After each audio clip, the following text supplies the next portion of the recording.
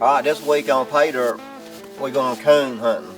I'm going with my buddy Michael Phillips here, who is a professional coon hunter. And we're going to go through all the steps here and try to teach everybody what all you know about this sport. Yes, sir. Well, I look forward to it. Let's get ready to put these dogs in the woods. All right, buddy. Let's go.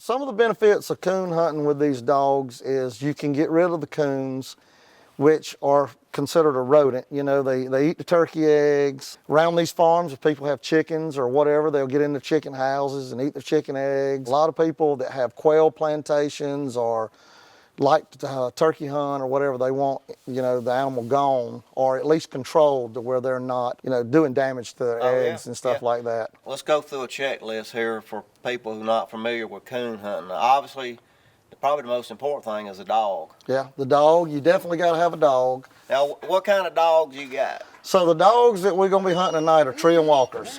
To be honest with you, the reason I got out of coon hunting was because we run around chasing dogs all night. So nowadays they got these GPS tracking collars that you got a handheld unit that actually will keep up with the dog as long as we keep the dogs within 10 miles of where we turn them loose tonight. We can track them with this unit. So the technology is just unreal real nowadays. What else you got to have? I mean, obviously you got to wear the right stuff. Boots that are waterproof, snake-proof chaps. Yeah, you got to have these chaps out here. That keeps them snakes and them briars from getting you right there. You need a four-wheel drive truck. You know, you need a dog box. You need a collar on the dog with at least your name, your address, your phone number in case you lose your dog. You need a leash, so once you get to the tree, you're able to retrieve your dog and get him, you know, take him back to wherever you parked your truck at. You got to have a light, you know, where you can see to get through the woods, because of course it's dark when you're coon hunting. So the light I got here is a 4-volt LED light. It's got a amber, green, it's got a red, and it's also got a laser pointer. So if you like to see the coon up in the tree and nobody else don't see it, you can put that laser pointer on that coon to kind of demonstrate exactly where the coon's at if somebody, you know, can't see it. Of course, a gun in case you see a coon. 22 long rifle is what we use. We usually use this little single shot too because it's safe when you come in the woods. You don't have to worry about leaving, you know, a shell in it when you're walking. Some people use, you know, shotguns, 410s or 20 gauges. You usually can knock them down and get them out there with a 22 long rifle. You need a coon squalor. You got to have a coon squalor, because if you get there, a lot of times the coon may be looking at the moon, Raj, and they ain't gonna be looking at them dogs, because them dogs are making all that noise down there. So you got to have some kind of squalor. You use them collars to make them look. But the most important piece of equipment, I would say, is the boots with the snake chaps and stuff like that, just because our weather conditions down here are so crazy. But not only that, I mean, even when it's cold, you go out there and you get in a swamp at night, you know, you don't want your feet to get wet. Is there anything game law-wise, I mean, like here in Georgia, all you gotta do is have a small game hunting license? Just a small game hunting license, and if you go on your WMAs, of course you need your WMA stamp, and a lot of people do hunt on public land, you know, because there's, coon hunters has always got a bad name for, you know, during deer season, people don't want your dogs on their land. During turkey season, they don't want your dogs on their land. So people will go to public land because during the prime of hunting season, people are deer hunting, or during turkey season, they're turkey hunting. So, you know, that becomes a problem as well. I know we had talked earlier about how long or how much land do you got to have to coon hunt. I mean, these dogs don't know the boundaries, Roger. If you turn them loose tonight, and we're on Realtree Farms, which has a lot of property here in Georgia, that does not mean if that coon goes off the property line, they're not going to follow it. You know, one of the things we try to do is respect other people's land. We have the handheld units. At least you can see who the landowner is that they're on, where you can kind of at least try to reach out to them through via if you're friends with them on Facebook, Messenger, or have a cell phone number for them or something to, you know, to call and ask, can you go retrieve your dog? You know, when you're out there on somebody else's land, you have to treat it like it's your own. You don't tear up the roads, you don't rut up the roads, you don't take down people's gates, you don't cut locks off people's gates. You go in there and do what the landowner asked you to do and respect their land just like it's your own, and that's the way you get invited back to go to places like this and go hunting. Outside of that, that's pretty much, I think, all you need. I think if you got the dog, the gun, the leashes, the tracking devices, and the collars, and the boots, and of course a Realtree cap, and then you're ready to go. Let's get ready to put these dogs in the woods. All right, buddy. Let's go. All right, y'all guys get ready and cut them. Cut them loose. So now what we do is we stand here and wait. Hopefully they go out there and they smell a coon down there on that creek, and when they do, they'll start barking when they smell its scent. And then they'll trail that coon to wherever it's fed, you know, this afternoon or whatever, and hopefully it'll go up a tree and they'll tree it where we can actually get in there and see the coon. We just got a strike just then. That's a dog named Trip there, he just struck.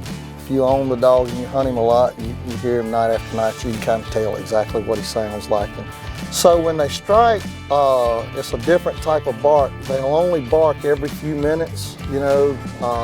When they tree, most of them will tree and they'll bark, you know, you'll get like 100 barks a minute, you'll hear them. I mean, they'll do a locate and they'll just bark, bark, bark, bark, bark when they get stationary in the tree.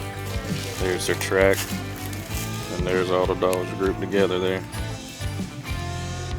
You tell, you know, one of them's a little deeper voice and they're going on down that creek. How far are they away from us now, Blake? 321 yards. 321 yards. Sound like they're on a pretty good track now. Maybe we'll get a tree here pretty quick. One of these dogs out here is kind of independent. He don't like to hunt with the other dogs. He goes hunting with them, don't cause any problems, but he likes to find his own tree and his own coon, which when you're in the field trials kind of helps you, because if 2 or 3 of the dogs tree a coon together, they have to share the points that they are awarded. So if you got a dog that, you know, goes and finds his own coon away from them, he'll score more points than the dogs just, you know, packing together and working with each other. You know, these units are used for squirrel hunting, rabbit hunting, coon hunting, field trialing with bird dogs, whatever. So this one's set up to tell you if a dog's treed. So it'll tell you when they get stationary and treed. That way, if they're out of here, and you know what's going on with them. You don't have to worry about them traveling on. Right here you got this, and it'll pop up a notification saying whatever dog it is treed. You can see right here, it's a dog standing up on a tree. Ain't that something? 612 yards.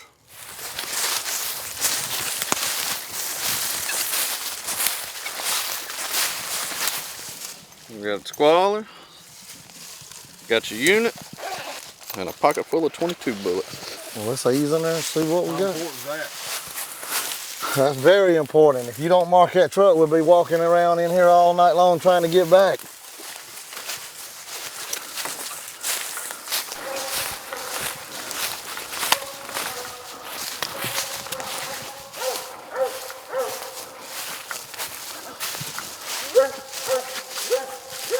I think the coon's sitting right there, I think.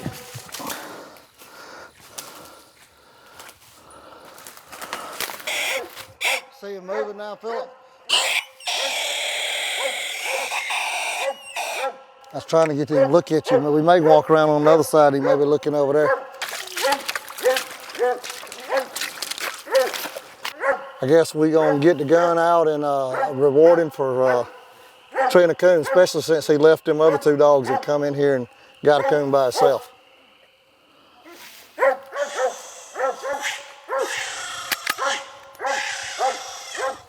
All right, let's see if we can.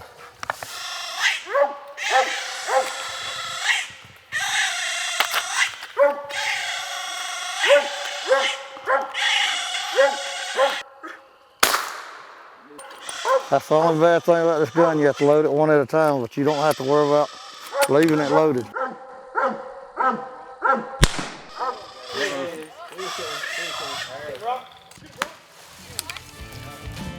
All right, we got him on the ground there, Philip. Well, we got us a real live raccoon there, Rog. All right, buddy. I appreciate it, buddy. He ain't live no more, I don't think. No, that's right. Old dog slipped in here by himself and got one. That's great. But he was He probably got the coon treed in 15 minutes, didn't he? Guarantee you. That's old Rock. So we'll see if he'll tote the coon out where we ain't got to tote the coon out. Sometimes they will. Yep, looks like he's gonna do it. I hear you. All right, well, let's head back to the truck. Yeah, Roger, this is perfect coon habitat right here. All this low-lying water and swamps, being we've been getting all the rain and all. Yeah, this is perfect habitat for them. You know, and we've seen up on the hill, we've seen all those turkey markings and all where they've been feeding and all. So, you know, they probably, according to what time of the year they start laying and nesting, you get these coons out of here, you ain't got to worry about, you know, eating all them eggs. That was a great ending to this week's PayDirt episode. I mean, we came in here, done what we wanted to do, and got the old egg-eating coon out. And I don't know, we're gonna go back in here and see if we can get on another one here.